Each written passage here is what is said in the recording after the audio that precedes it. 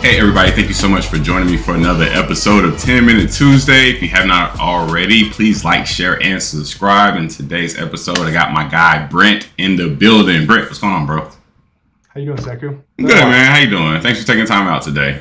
No problem. Love it. Awesome. All right, so we've done a number of these, man. So let's go ahead and hop into it. Brent, man, go ahead and introduce yourself. Sure. Hey, I'm Brent Lodge.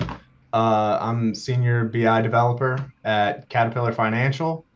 Seku, I've known you how long now? Maybe like 3 or 4 years, 5 years? Yeah, give or take. Yeah. Yep. Crazy. Yep. In the Nashville area, we're always running into each other. Yeah. Brett's great guy.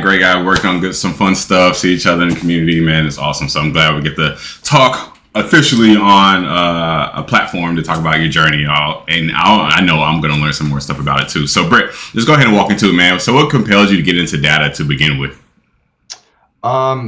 So I was working as more of a traditional engineer, turning wrenches and, all that. And I was working on a project bringing in robotics into a facility, and we were building our product with robotics, and we were having a lot of problems with it.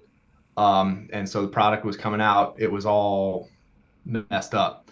And so no one really had a plan or knew what to do.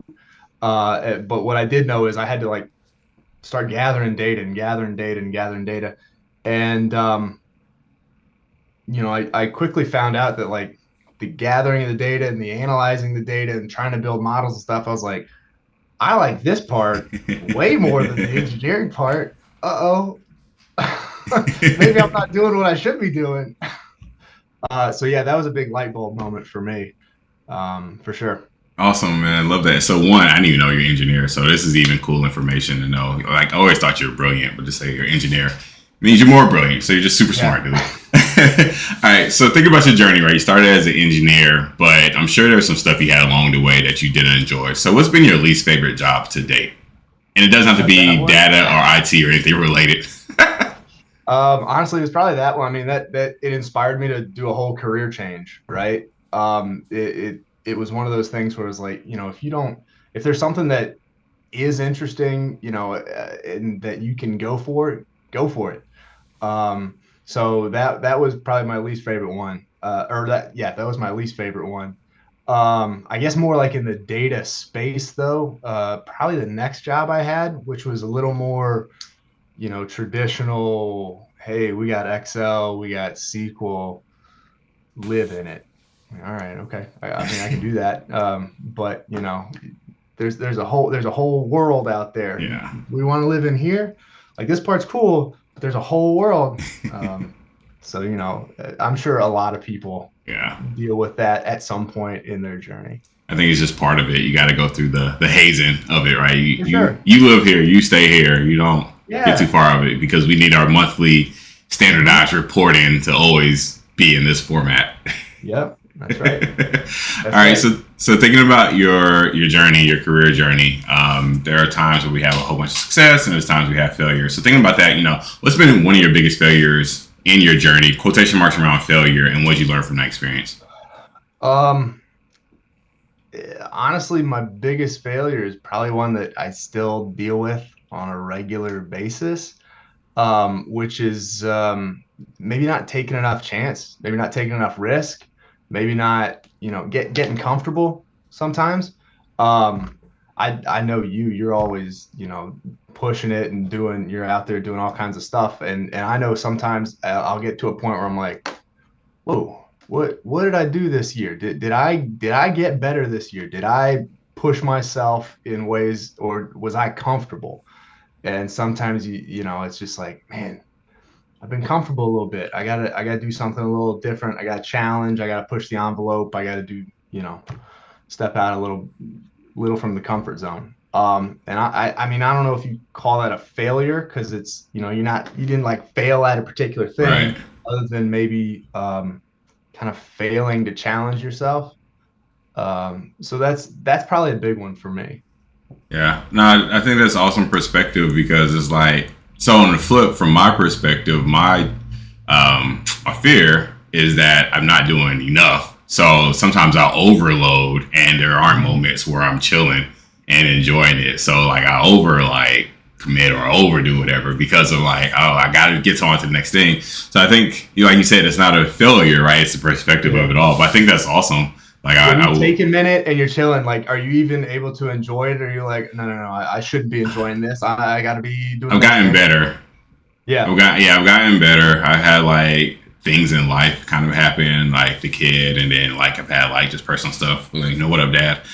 So perspective of life and everything has kind of shifted. But even still, even as an independent freelancer and CEO, whatever I want to call myself that day, there's Yeah. always this thing on my shoulder of like I should be doing something. I should be doing something. I should Yeah. be doing something. But you kind of try and tame that beast as much as possible. Otherwise, you miss the moments that you have. But yeah, it never goes away.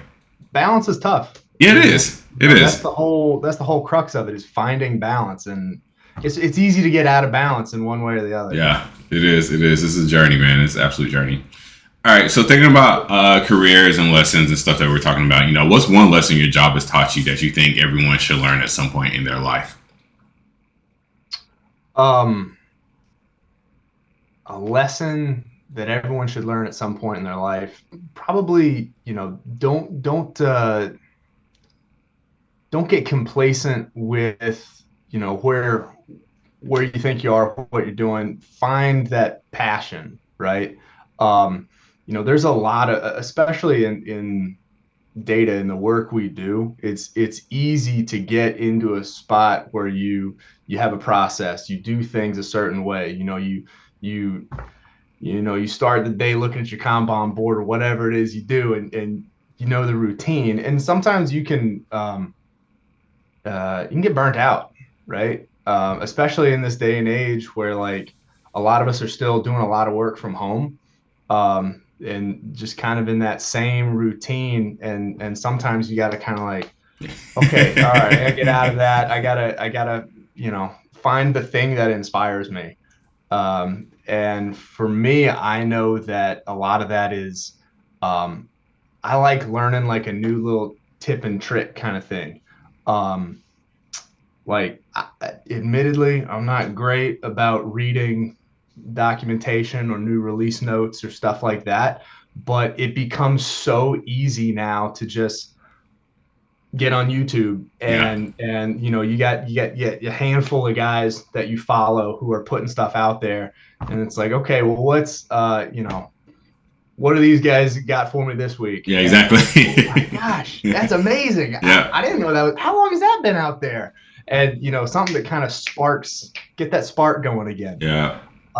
That's been a big lesson for me, is sometimes you feel like you're in the same thing over and Yeah. over, but there's so many opportunities to reignite your passion and your spark. You just got to, you know, you got to give yourself that time and that grace to do it. Yeah, I love that, and I share a similar path. Whenever like I get in a rut or the complacency or whatever it is, it's like, all right, let me learn something. Like, let me spark that Yeah. thing in my brain to figure it out, or let me make sure I intentionally and like you said, like I don't like reading the release notes and stuff. Like I'll skim them, but I don't get like satisfaction out of it. It's just like, let me see somebody put this thing in action. It's like, Yeah. oh, that's how that did it, or oh crap, like this is dope. Like how do I. So that's really cool. I don't think I've ever For heard sure. anyone say that. So I knew we're similar, right? Because our birthday is what, one day apart. So maybe some Yeah. synergies there. Yeah. Yeah. Yeah. That's right. Or something like that. Yeah. Yeah, so that's awesome.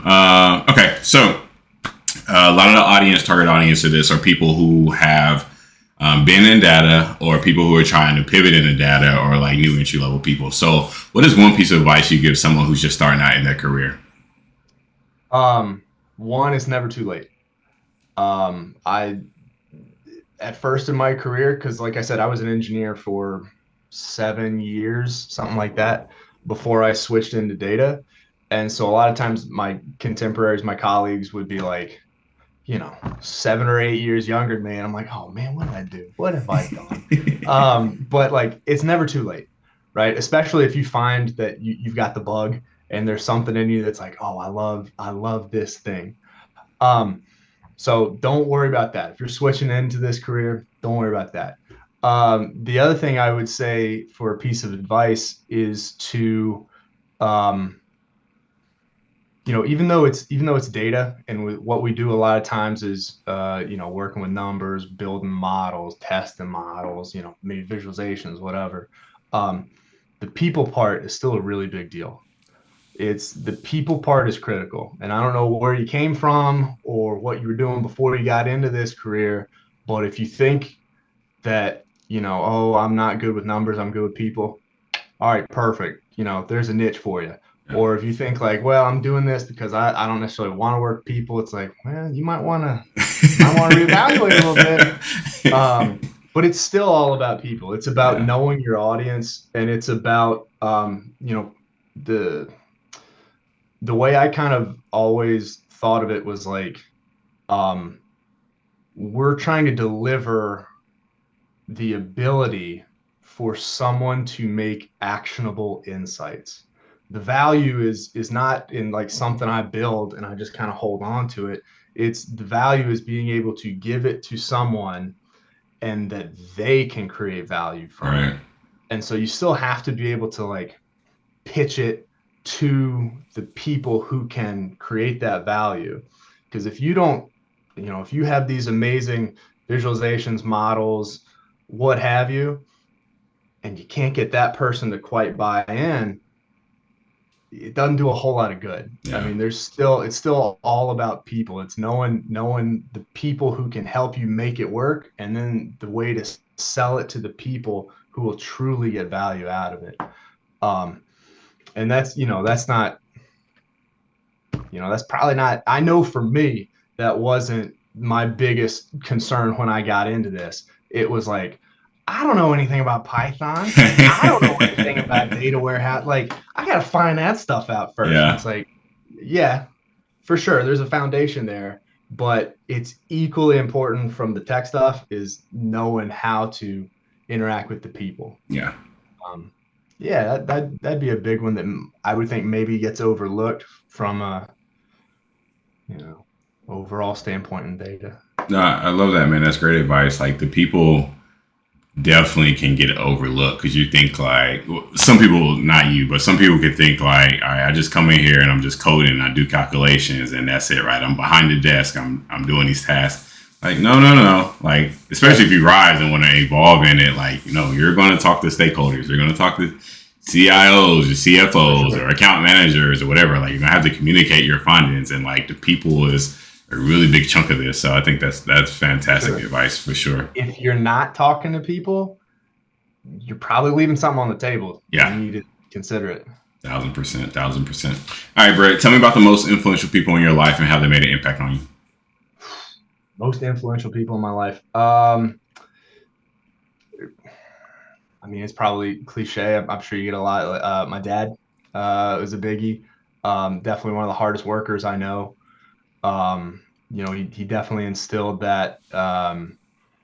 You know, he was constantly working, constantly trying to get better. And, he always told me, I don't care what you do. If you want to be a doctor, if you want to be a garbage man, whatever you want to do, just be the best at it. And I'm like, all right. So he was an influence on me. My wife was an influence on me because she was real big on, her career, uh, taking chances, moving herself along in ways that, when I first started, um, it was one of those things where it was like, I want to get into data. I want to get into analytics. I want to be a data scientist. I want to do X, Y, Z. And it's like, wait a minute, you're a kid from rural Tennessee. Like that's not for you. That's for the kids in the Bay Area. That's for the kids in, no, it's not. It's, you can do it too. So just kind of getting that push. Um, uh, and then from a more practical standpoint, like, I don't expect my wife or my dad to be an influence on you or anything, but like people that we can all use. Yeah. Uh, I'm thinking especially from like the Power BI standpoint, like some of the big boys out there, Marco, Kurt, guys in the cube guys. I Yeah. mean, these guys who, you know, they don't know me from Adam, but like I've used their resources, their Yeah. knowledge, their skill, and the time that they've put in. It has saved me pain, heartache, and a lot of time to kind of build off some of the great stuff that they've put together for people like me and you and people watching this. So yeah, there's a lot of great resources, and those three in particular I think of. Yeah, love that, man. Shout out to Pop, shout out to Wife, man. Shout out to the content creators on the people, all the people doing dope stuff, man. All right, Brent, where can listeners find you at online? Sure. LinkedIn. That's one. on LinkedIn now. You now. don't see a whole lot of me online other than LinkedIn. So yeah, Brent Lodge, LinkedIn. Cool. I'll get them out here, guys. He'll start doing some YouTube and some blogging, man. I'll get them. I'm working on them, man. There's a lot of stuff in that brand to get out there. So we'll make sure we get his brand out here. All right, Brent, man. Appreciate you taking time out today. No problem, man. Appreciate you for having me. Yeah, of course. And like I said in the beginning, if you haven't already, please like, share, and subscribe. And we'll talk to y'all next week. Yeah, have a great day.